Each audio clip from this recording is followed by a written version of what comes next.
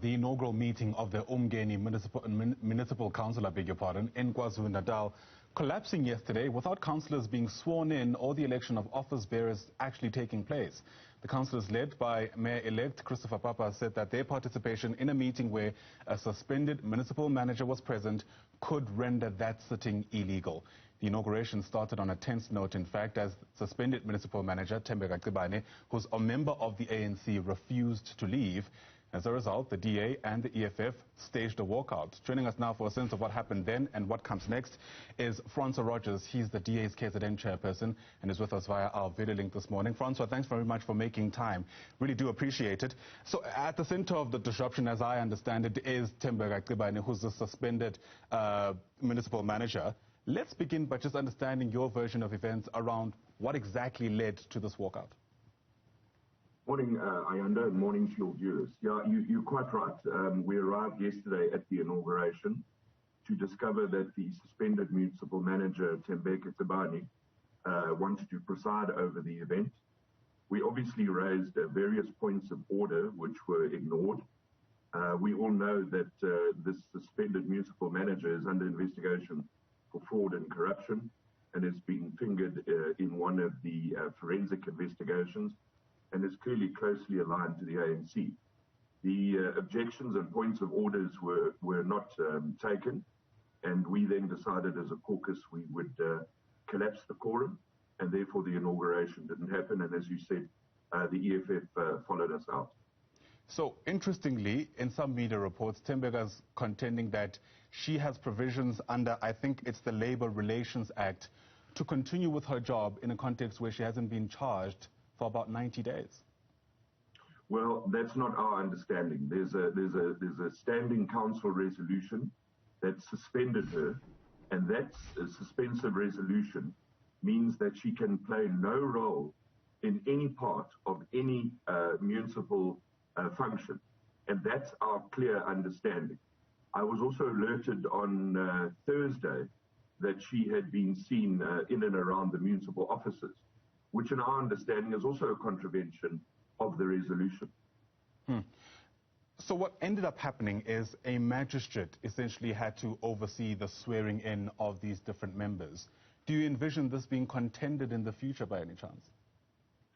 Well, you're quite right. When the quorum collapsed and we couldn't proceed with the inauguration, we then arranged with the local magistrate, and our councillors and the EFF councillors were taken up to the magistrate's office, and they were sworn in there.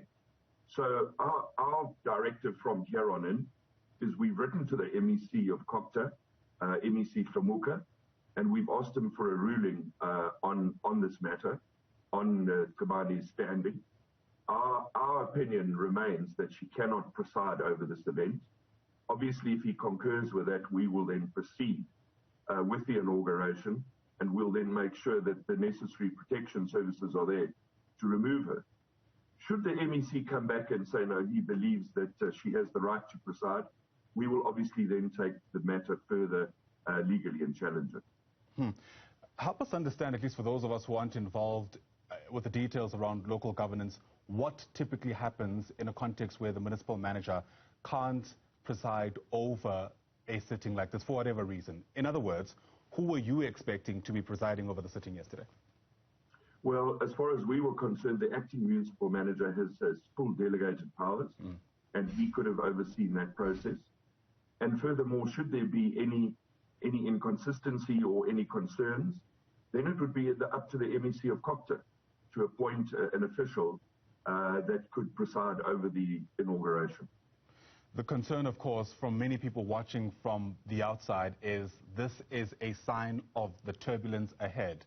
We spent weeks discussing how wrong or how dysfunctional coalition governments can get. Are you worried at all that this is the kind of discord that may characterize especially the uMngeni local municipality for the next 5 years? Well, I think yesterday clearly shows us, Ayanda, that the ANC don't take defeat very easily. Their provincial structures and their provincial leaders said they need to accept the defeat.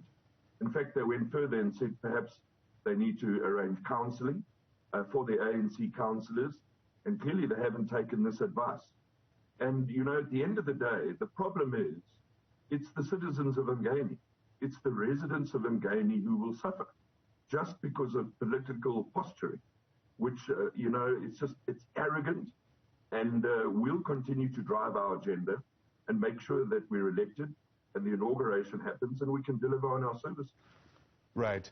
Help us understand what happens next. In other words, how do you prevent something like this from taking place again? Because there may very well be a different kind of disruption for the next council meeting that sees the meeting itself collapsing.